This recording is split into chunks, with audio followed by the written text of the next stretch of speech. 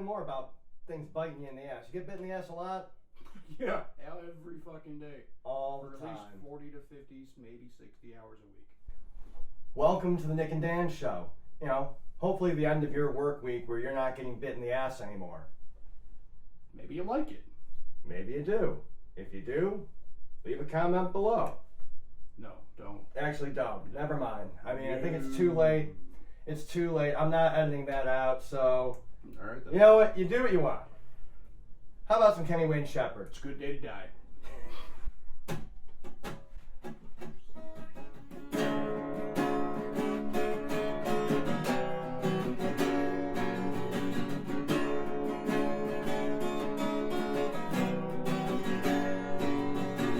Night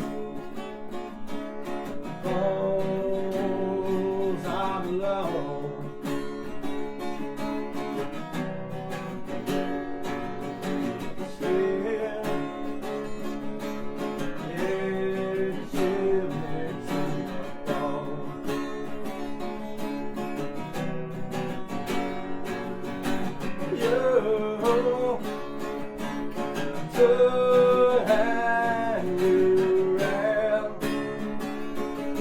Oh yeah, oh still,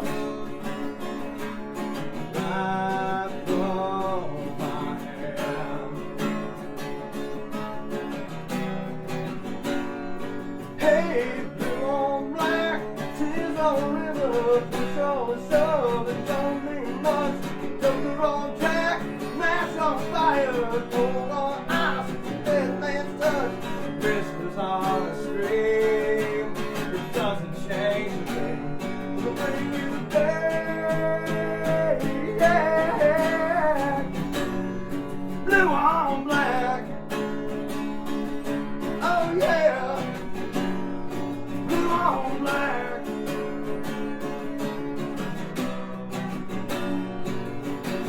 Light. Oh, now I see.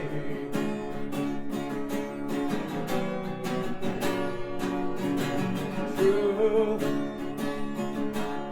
lies within me.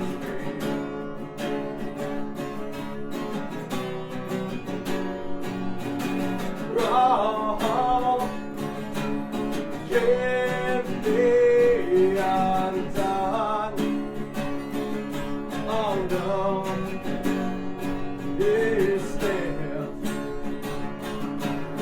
from the tip of my tongue.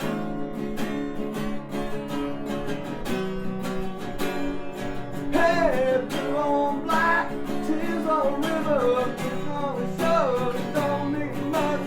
Don't the wrong jack, match on fire, cold on ice, the dead man's touch, whisper on the stream. It doesn't change a thing. Bring you back. Blue on black. Oh yeah. Blue on black. Hey, blue on black. Tears on river. Push on the shore. It don't mean much. Don't the wrong jack. Match on fire. Cold on ice. Dead man's touch. Whispers on the stream. It doesn't change a thing. Leave you back.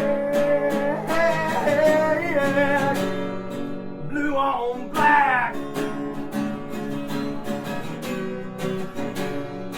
Blue on black. Blue on black. Blue on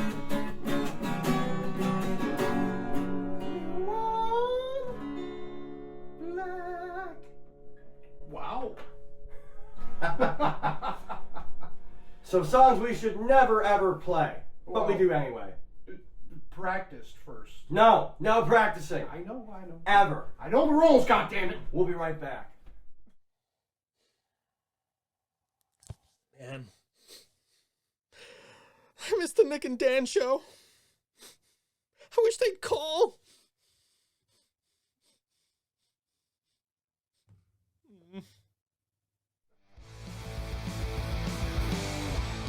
Hey rats, before we continue, just want to remind you to hit the subscribe button and turn on your notifications. That way you keep up to date with all the cool new videos coming out weekly from Exham Priory.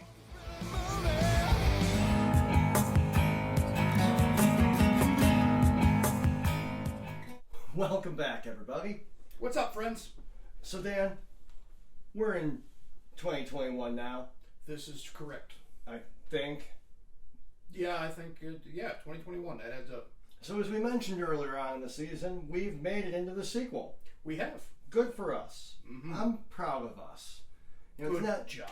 It's not every day that, an actor gets brought back for the subsequent sequels of the film. Sometimes they just go off the rails and get a whole new cast, or they reboot and just ruin it. Or you catch that occasional actor that just punches craft services in the face, and that's the end of their career. It is. Now, I was thinking about, if we're in the terrible movie sequel to 2020, which could really go one of many ways, let's think about the cast. Now, first off, genre. What genre of movie are we going to do for 2021, the sequel to 2020? Well, I don't feel like it's going to be a specific genre. So it's going to cross genres. I think so, and I think we're going to have a little bit of action Okay. with a little bit of dark comedy. All right, excellent. And a little bit of drama.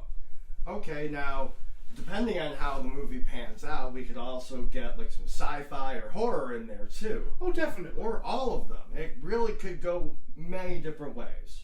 So, okay, we're going to have a genre-bending summer blockbuster, obviously. We're just going to call this a movie stew. Movie stew.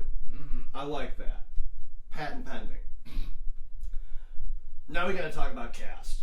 All right. Screw the plot line. The plot line is whatever nowadays in movies anyway. It's secondary. Cast. Are we going no names, or are we going with heavy hitter names that people recognize to get them into the seats, or to purchase whatever streaming service happens to be airing that movie for the free trial and then delete that service right afterwards? Well, see, this is how I'm going to play it. I'm going to go super generic Okay. and say a mix of both. Because I feel like if I go strictly no-name actors, you're going to put me on the spot and I'm going to look like an asshole. Excellent, excellent. He's learned. You learn. You can teach an old bear new tricks. This is true. Okay, so no names or whatever. Let's talk about big name actors. Anybody in particular that jumps to your mind immediately? Well, because we're going to have an action part of this movie, we're going to need a strong action star. We are. I can think of nobody better than Mr. Bruce Willis. Ooh, a nice choice. Bruce Willis. Now, Bruce with a wig or without a wig? I think, now follow me on this one, Okay. even though we have ourselves an older Bruce, we're going to bring back dyed blonde, slightly wispy Fifth Element Bruce Hare. Okay, now how are we going to tie this in? Are we going to make it like a 12 Monkeys thing? Also a Bruce Willis flick where he kind of keeps getting bounced back and forth in time? No, because of the comedy aspect. Okay. I think we're going to go with Bruce Willis from Red. Got it. All right, beautiful. So Bruce Willis, definitely top runner here. Now, either for the main character or, we could have an ensemble cast here. Well, I also feel like he needs a buddy, because again, we're comedy, a little bit of drama. I already got where you're going with this. Samuel L. Jackson, Die Hard 3 reunion. No. Dang it. Although good choice, I was going to go with some Jason Statham.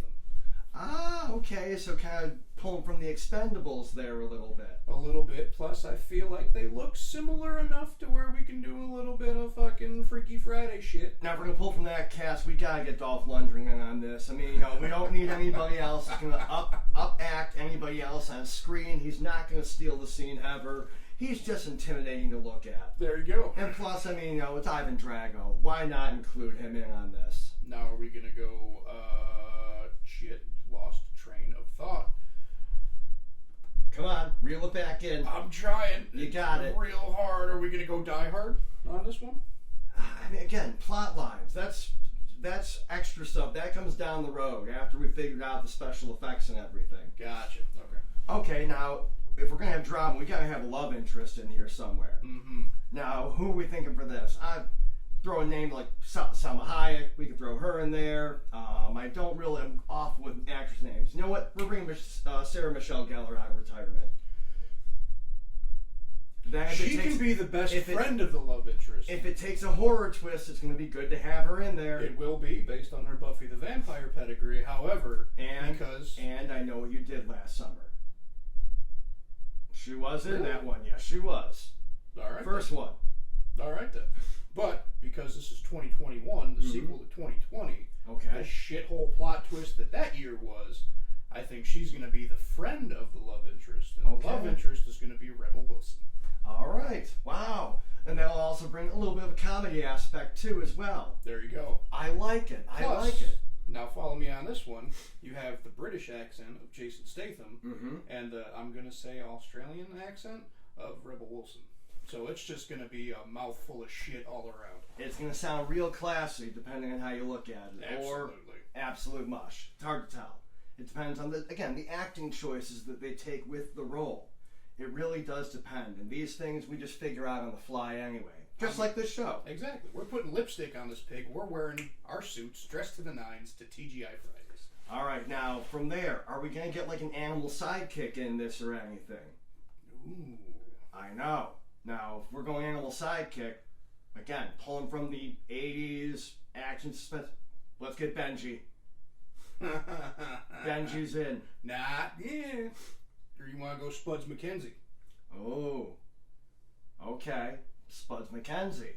Or, because of the drama aspect, if it hasn't already been eaten yet, we can dig Babe up. We could. Or we could just somehow get warped into a cartoon and Scooby-Doo busts out for a little bit. But not Scrappy-Doo. Not Scrappy-Doo. Not Scrappy-Doo. Absolutely not. I reject that immediately. What was Scooby-Doo's goofy cousin? Scooby-Dum. yeah, he can show up. I liked him. He was fun. Dum dum dum dum. Absolutely. Okay, so we got a pretty solid ensemble cast going on so far. I feel like they're gonna need a vehicle. Oh, what type of vehicle? Now, one? Or are we gonna get multiples? Because if we're just gonna do one, I say we get the Partridge Family bus. I like it. So all these people riding around on the Partridge Family bus, just doing whatever is supposed to happen in this movie. I like it. But I kind of feel like they're going to need a little bit of gadgetry. Okay. So, based on the cartoon aspect of it, I'm going to pack all these people in the front seat of Speed Racer, the Mach 5. Awesome. I love it. This is turning out to be a great movie. I can't wait for this to come out. All right. So we got most of the front of the house. I mean, are there any other names that are jumping out at you right off the bat? I mean, we could throw in the tired, used up like Arnold Schwarzenegger. We could get Keanu Reeves. He seems like a really nice guy. Well, I feel like there might have to be a narrator in this movie. Okay, all you right. know, for a little bit of backstory. Yes. Now, everybody's favorite narrator is always Morgan Freeman. Of course, but that'd be the obvious choice. And 2021 is all about the non-obvious choice here. Well, I feel like because everybody else has a buddy to work off of, Morgan Freeman can be the sidekick narrator. Okay. But because 2020 was such a blunt punch in the face, we need somebody who's not afraid to pull any punches. Simon Cowell? Ron White.